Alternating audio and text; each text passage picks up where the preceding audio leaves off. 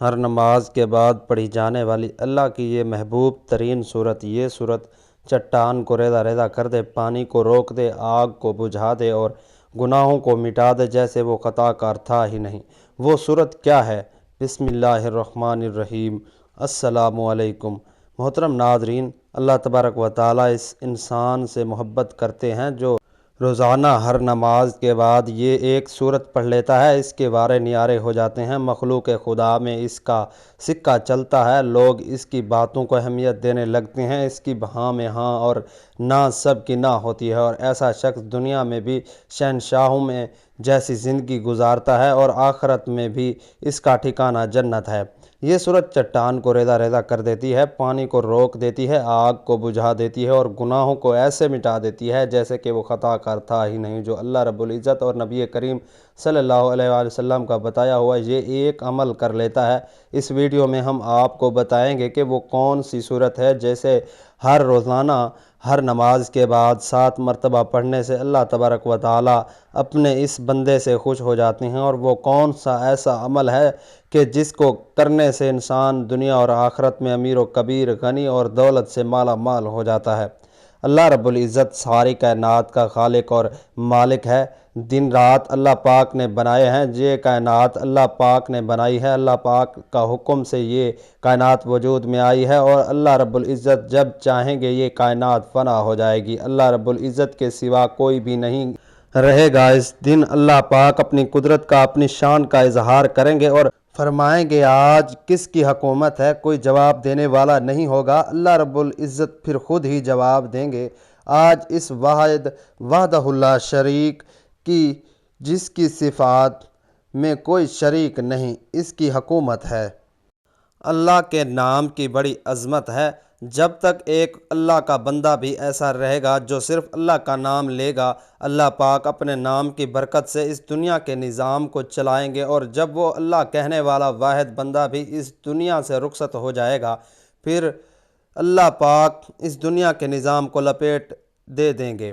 اب میرا نام لینے والا کوئی نہیں رہا، اب یہ دنیا بے مقصد ہو چکی ہے، بے فائدہ ہو چکی ہے۔ سوا اللہ کے نام کی بڑی قیمت ہے، بڑا وزن ہے، اس لیے کہ اللہ بڑے ہیں، اللہ کا نام بھی بڑا ہے، تو اللہ کا نام عظمت سے لینا چاہیے۔ اللہ پاک فرماتے ہیں عظمت و کبریائی اللہ کی چادر ہے، کبریائی اللہ کے ساتھ خوبصورت لگتی ہے، یہ اللہ کا وصف اور اللہ کی صفت ہے۔ ساری کائنات اللہ کا ذکر کرتی ہے، پہاڑ اللہ کا ذکر کرتے ہیں، کائنات کا ذرہ ذرہ اللہ کا ذکر کرتا ہے، اور کائنات کا ذرہ ذرہ اللہ رب العزت کی موجودگی کی، اللہ کی صفات کی اور اللہ پاک کی قدرتوں کا مظہر ہے۔ چلتا پانی اللہ کا ذکر کرتا ہے، پرندے ہوا میں رب کا ذکر کرتے ہیں، زمین کے اندر جو مخلوق رہتی ہے وہ اللہ کا ذکر کرتی ہے۔ تو انسان جس کے اوپر اللہ پاک نے اتنی نعمتوں کی بارش کی ہے، اتنی نعمتیں کہ اگر گننے لگیں تو نعمتوں کا شمار نہیں کر سکتے، اس رب کو یاد کرنا چاہیے۔ اس لیے ہم پر لازم ہے کہ ہم اللہ رب العزت کا ذکر اپنا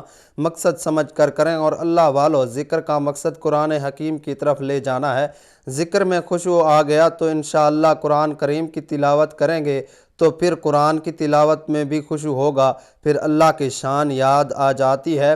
حضرت اکرمہ رضی اللہ تعالیٰ عنہ جو ابو جہل کے بیٹے تھے لیکن صحابی رسول تھے، جب قرآن کی تلاوت کرتے تھے قرآن پہ گر جاتے تھے، آنسوں کی لڑیاں جاری ہو جاتی تھیں، اور فرماتے تھے ہذا کلام ربی، ہذا کلام ربی، یہ میرے رب کا کلام ہے، یہ میرے رب کا کلام ہے۔ قرآن کی ایسی تلاوت کریں کہ کوشش کریں کہ علماء کرام سے رابطہ رکھیں، جو پڑھے لکھے ہیں ترجمے کے ساتھ پڑھیں۔ اللہ پاک نے قرآن پاک کا ذکر سے یاد کیا ہے، اس کا مقصد یہ ہے کہ قرآن کریم کے ذکر کی طرف منتقل ہو جائیں، یہ قرآن کریم کا حق ہے۔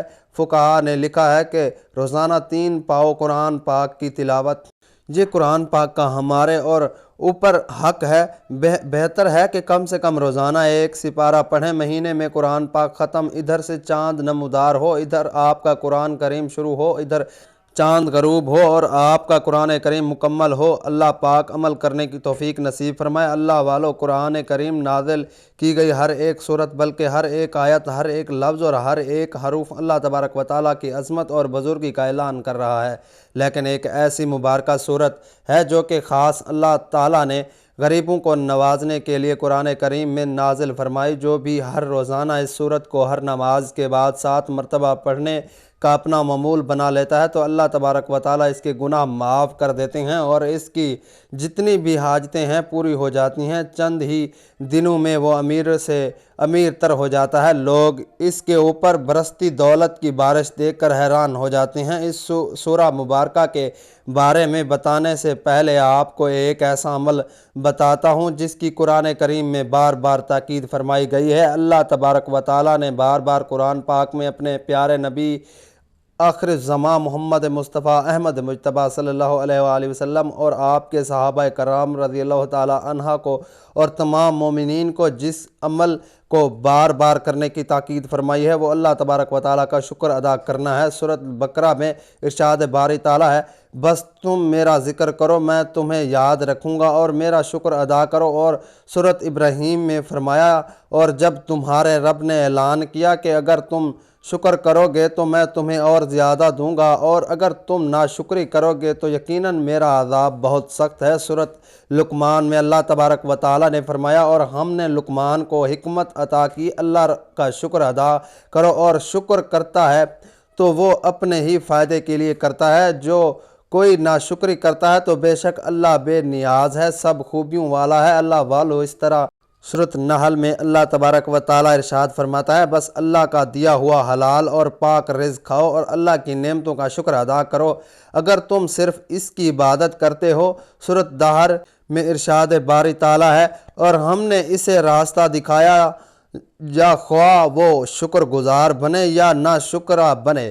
اللہ والو یہ تمام اور اسی طرح کی بہت سی آیات شکر گزاری کی اہمیت اور ناشکری سے بچنے کی تلقین کرتی ہیں اور ہمیں یاد دلاتی ہیں کہ شکر کرنا اللہ کی عطا کی قدرت کرنے کا ایک بہترین طریقہ ہے اور شکر ادا کرنا ہی وہ عمل ہے جس کے سبب اللہ تبارک و تعالیٰ انسان کو زیادہ سے زیادہ عطا فرماتا ہے۔ اس حوالے سے حضرت موسیٰ علیہ السلام کا ایک بڑا مشہور واقعہ ہے۔ حضرت موسیٰ علیہ السلام کو کوہ طور پہ اللہ سے ہم کلام ہونے روانہ ہوئے تو راستے میں ایک شخص نے ملاقات ہوئی۔ اللہ نے اس کو رزق کی خاص فراوانی عطا کر رکھی تھی۔ اس نے حضرت موسیٰ علیہ السلام سے عرض کی، اے رسول خدا، میرے رب سے میری متعلق دریافت کیجئے کہ میرے لیے کیا حکم ہے، میرے پاس اتنا رزق ہے کہ سنبھالنا نہیں سنبھل رہا۔ حضرت موسیٰ علیہ السلام ذرا آگے روانہ ہوئے تو ایک اور شخص کو دیکھا، اس نے ریت سے اپنے جسم کو ڈھانپ رکھا تھا۔ اس نے حضرت موسیٰ علیہ السلام سے کہا، اے کلیم اللہ، میرے رب سے میری کیفیت عرض کیجیے گا۔ حضرت موسیٰ علیہ السلام کوہ طور پر پہنچے اور پہلے والے آدمی کے متعلق دریافت کیا تو اللہ تبارک و تعالیٰ نے جواب دیا کہ اسے کہو میری ناشکری کرے۔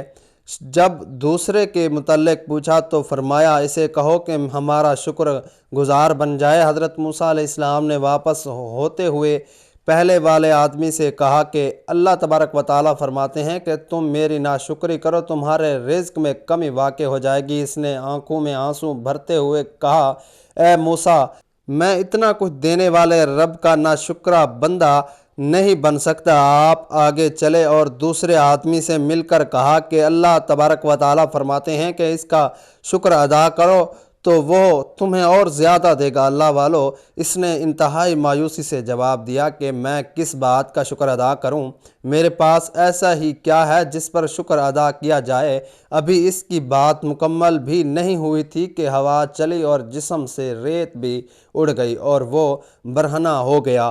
مطلب یہ ہے کہ ہمارے پاس جو کچھ بھی ہے ہمیں اس پر اپنے پروردگار کا شکر ادا کرنا چاہیے۔ اللہ سبحانہ و تعالیٰ نے اہل ایمان کو یہ حکم دیا کہ دشمنوں کو نیست و نابود کر کے اللہ نے ان پر اپنا فضل اور کرم فرمایا، لہذا اللہ کے اس فضل کو یاد کرو اور اللہ کا شکر ادا کرتے رہو، جیسا کہ ارشاد باری تعالیٰ ہے، اے ایمان والو، اللہ کے اس احسان کو یاد رکھو۔ جب کفار کے لشکر تم پر چڑھ آئے تھے تو ہم نے آندھی اور ایسے لشکر بھیج دیے جو تمہیں نظر نہ آتے تھے۔ جو کچھ تم کر رہے تھے اللہ اسے بھی خوب دیکھ رہا تھا۔ چنانچہ ابن کثیر رحمۃ اللہ علیہ کہتے ہیں کہ اس آیت مبارکہ میں اللہ تبارک و تعالی نے اپنی نعمت و فضل اور بندوں پر ہونے والے احسان کے بارے میں بتایا ہے کہ اللہ سبحانہ و تعالی نے دشمنوں کو نامراد لوٹایا اور انہیں شکست سے دوچار کیا۔ اس وقت سارے دشمن اتحادی افواج بنا کر اکٹھے ہو کر مسلمانوں پر غزوہ خندق میں حملہ آور ہوتے۔ قرآن کریم میں جہاں کہیں بھی نعمت کا تذکرہ ہو تو اس کا مطلب یہ ہے کہ دل میں اسے یاد کریں، اور اس کا طریقہ یہ ہوگا کہ دل میں اس مناظر کو لائیں جب اللہ نے وہ نعمت اہل ایمان پر نازل کی، پھر زبان سے اسے ادا کرنا یہ کہ اس کا تذکرہ کریں، اور اعضاء سے یاد کرنے کا طریقہ یہ ہے کہ اس کی نعمت کو اللہ کی ناراضگی والے کاموں میں مت استعمال کریں، اور نعمت کا ذکر حقیقت میں اس کا شکر ہوتا ہے، اور شکر دل، زبان اور اعضاء تینوں سے کیا جاتا ہے۔ چنانچہ تینوں قسموں کا شکر ایک دوسرے کی تاکید کرتا ہے۔ اگر یہ تینوں اقسام کی شکر باہمی تعینہ کریں تو یہ شکر بھی چھوٹا ہوگا۔ شیخ عثمان رحمۃ اللہ علیہ اللہ تبارک و تعالیٰ کے فرمان کی تفسیر میں کہتے ہیں کہ اللہ کی نعمت کا ذکر دل، زبان اور اعضاء سے ہوتا ہے۔ زبان سے ذکر یہ ہوگا کہ آپ کہیں اللہ نے مجھ پر فلاں نعمت کی، یہ اللہ تعالیٰ کے اس فرمان یعنی اور تیرے رب کی نعمت کو بیان کر کا عملی نمونہ ہے۔ لہذا اللہ تعالیٰ کی نعمت کا تذکرہ کرتے ہوئے اللہ کی حمد و ثنا کریں اور کہیں یا اللہ تیرا شکر ہے کہ تو نے مجھے دولت یا اہلیہ یا اولاد دو وغیرہ عطا کی ہے۔ دل سے ذکر کا مطلب یہ ہے کہ آپ دل میں اسے یاد کریں اور اللہ کی اس نعمت کا شکر کریں۔ اعضاء سے ذکر کا مطلب یہ ہے کہ آپ نے اس نعمت کو استعمال کرتے ہوئے اللہ کی اطاعت بجا لائے اور آپ پر اللہ تعالیٰ کی اس نعمت کا اثر بھی نظر آئے۔ علامہ مہروی رحمۃ اللہ علیہ کہتے ہیں کہ شکر کے 3 مراحل ہیں: نعمت پہچانے، پھر قبول کرے اور پھر نعمت گندہ کی ثنا بیان کرے۔ ابن رقیم رحمۃ اللہ علیہ علامہ مہروی کی گفتگو تشریف بیان کرتے ہوئے کہتے ہیں کہ نعمت کی پہچان اس طرح ہوگی کہ ذہن میں اسے لائے، نعمت کا مشاہدہ کریں اور اسے دوسری چیزوں سے ممتاز کریں۔ تو پہچان کا مطلب یہ ہے کہ ذہنی طور پر اسے حاضر کریں، قبول کریں، یعنی نعمت گندہ ذات سے نعمت وصول کریں، اللہ تعالیٰ کے سامنے اظہار توانائی کریں، اپنی غربت اور ضرورت اللہ کے سامنے رکھیں اور تسلیم کریں کہ یہ نعمت اللہ کی طرف سے محض اس کا فضل ہے، وہ اس کا مستحق کبھی تھا ہی نہیں، نہ ہی اس نعمت کے حصول کے لیے اسے کوئی قیمت خرچ کرنی پڑی ہے، بلکہ سارے معاملے میں انسان اپنے آپ کو شادی بیاہ کی تقریبات کے بن بلائے مہمان کی طرح چپکے سے کھانے میں شامل ہو جائیں۔ اسی طرح سمجھے اس شخص کا اپنے آپ کو سارے معاملات میں مفت کا موجی سمجھنا اس نعمت کی حقیقی طور پر قبول کرنے کی علامت ہے، اور نعمت گندہ کی ثنا بیان کرنے سے مراد ہے یعنی جس نے تمہیں نعمت سے نوازا ہے اس کی تعریف کریں اور ثنا بیان کریں۔ اللہ تعالیٰ کی نعمت کا تذکرہ کرنا بھی دراصل شکر ہے، جیسا کہ سیدنا جابر رضی اللہ تعالیٰ عنہ سے منقول ہے کہ جس کسی کے ساتھ نیکی کی جائے تو وہ اس کا بدلہ چکا دے، اور اگر بدلہ چکانے کا کوئی ذریعہ نہ ہو تو تعریفی کلمات ہی کہہ دے، کیونکہ تعریفی کلمات کہنے سے اس کا شکریہ ادا ہو جائے گا، اور اگر اس کی نیکی چھپائے تو یہ کفران نعمت ہے۔ اور جو کسی ایسی خوبی کا دعویٰ دار بنے جو اس میں ہی ہے ہی نہیں تو وہ بہروپیے جیسا ہے۔ اللہ والو، اس حدیث میں لوگوں کی 3 قسمیں بیان فرمائی گئی ہیں: نعمت کا شکر ادا کرنے والا اور نعمت پر تعریفی کلمات کہنے والا، نعمت کا اقرار کرنے والا اور نعمت کے چھپانے والا، اور حصول نعمت کا جھوٹا مداح، حالانکہ اس میں وہ خوبی پائی ہی نہیں جاتی۔ اسی کے بہروپیت سے تعمیر کیا گیا ایک اور معروفہ حدیث میں ہے کہ جو تھوڑی چیز کا شکریہ ادا نہیں کرتا تو وہ زیادہ کا بھی نہیں کرتا، جو لوگوں کا شکریہ ادا نہیں کرتا وہ اللہ کا شکریہ بھی ادا نہیں کر سکتا۔ اللہ کی نعمت کا تذکرہ کرنا بھی اللہ والو ایک شکر ہے، اور تذکرہ نہ کرنا کفران نعمت ہے۔ اللہ والو، ہمیں نماز پنجگانہ کی ادائیگی کرنے کے ساتھ ساتھ قرآن کریم کی تلاوت بھی کرنی چاہیے۔ قرآن کریم اللہ کا عظیم شاہکار ہے، اور اس کا ایک ایک حروف بنی نوع انسان کے لیے پیش بہا خزانہ ہے۔ قرآن پاک کی ہر ایک صورت بیش بہا اور قیمتی موتی ہے، ہر ایک آیات مبارکہ بیش بہا قیمتی موتی کی طرح ہے۔ اللہ والو، قرآن پاک کی ایک ایسی صورت مبارکہ کہ جسے ہر روزانہ نماز کے بعد صرف 7 مرتبہ پڑھنے والے کبھی مایوس اور نامراد نہیں ہوتا، دنیا جہاں کی دولتیں ایسے انسان پر عاشق ہو جاتی ہیں، ایسے انسان کا کوئی رکاوٹ اور بندش کا شکار نہیں ہوتا، اسے کبھی مال دولت کی کمی نہیں ہوتی، اور جان لیجئے کہ وہ عظیم الشان سورۃ مبارکہ کی سورۃ فلق ہے۔ کتنی ہی بڑا اور دشوار کام ہو، کتنی ہی بڑی رکاوٹ ہی ہو، کتنے ہی حالات خراب ہوں، بندشیں ہوں جو آپ کی زندگی کو تباہ کر چکی ہوں، اللہ کی قدرت سے، اللہ کی عطا سے اور اللہ کی نعمت سے، اللہ کی رحمت اور اللہ نوازشوں سے کبھی نا امید اور مایوس مت ہونا۔ روزانہ سورۃ فلق کو نماز کے بعد صرف 7 مرتبہ اس طریقے سے پڑھنا کہ سب سے پہلے نماز ادا کر لیں، اس کے بعد ایک بار آیت الکرسی پڑھیں، آیت الکرسی پڑھنے کے بعد درود پاک پڑھ لیں، صلی اللہ علیہ محمد پڑھ لیں یا درود ابراہیمی پڑھ لیں، اور درود ابراہیمی کی فضیلت سب سے زیادہ ہے، اس لیے ثواب کے طور پر ایک بار میرے ساتھ بھی پڑھ لیجئے۔ اللہم صلی علی محمد وعلی آل محمد کما صلیت علی ابراہیم وعلی آل ابراہیم انک حمید مجید۔ اللہم بارک علی محمد وعلی آل محمد کما بارکت علی ابراہیم وعلی آل ابراہیم انک حمید مجید۔ 3، 7 یا 11 مرتبہ درود پاک پڑھنے کے بعد آپ نے تعوذ تسمیہ یعنی اعوذ باللہ من الشیطان الرجیم بسم اللہ الرحمن الرحیم پڑھ کے اس کی نیت خلوص دل سے کرنے کے بعد آپ نے 7 بار سورۃ فلق کی تلاوت کرنی ہے۔ سورۃ فلق یہ وہ سورت ہے جو چٹان کو ریزہ ریزہ کر دے، پانی کو روک دے، آگ کو بجھا دے اور گناہوں کو ایسے مٹا دے جیسے کہ وہ خطا کار تھا ہی نہیں۔ سورۃ فلق پڑھنے سے گناہ معاف ہوتے ہیں۔ ایک بار سورۃ فلق سماعت فرمائیے۔ بسم اللہ الرحمن الرحیم قل اعوذ برب الفلق من شر ما خلق ومن شر غاسق اذا وقب ومن شر النفاثات في العقد ومن شر حاسد اذا حسد۔ ترجمہ تم فرماؤ میں اس کی پناہ لیتا ہوں جو صبح کا پیدا کرنے والا ہے، اس کے سب مخلوق کے شر سے اور اندھیرے ڈالنے والے کے شر سے جب وہ ڈوبے، اور اس عورتوں کے شر سے جو گروہ میں پھونکتی ہیں، اور حسد والے شر سے جب وہ مجھ سے حسد کرے۔ اس کے بعد درود پاک اتنی ہی تعداد میں پڑھ لینا ہے جتنی تعداد میں عمل سے پہلے پڑھا تھا۔ یہ عمل مکمل ہونے کے بعد آپ اللہ تعالیٰ کے حضور اپنے دونوں ہاتھوں کو بلند کر کے اپنے دل کی تمام حسرتیں اس کے آگے کھول کر رکھ دیں۔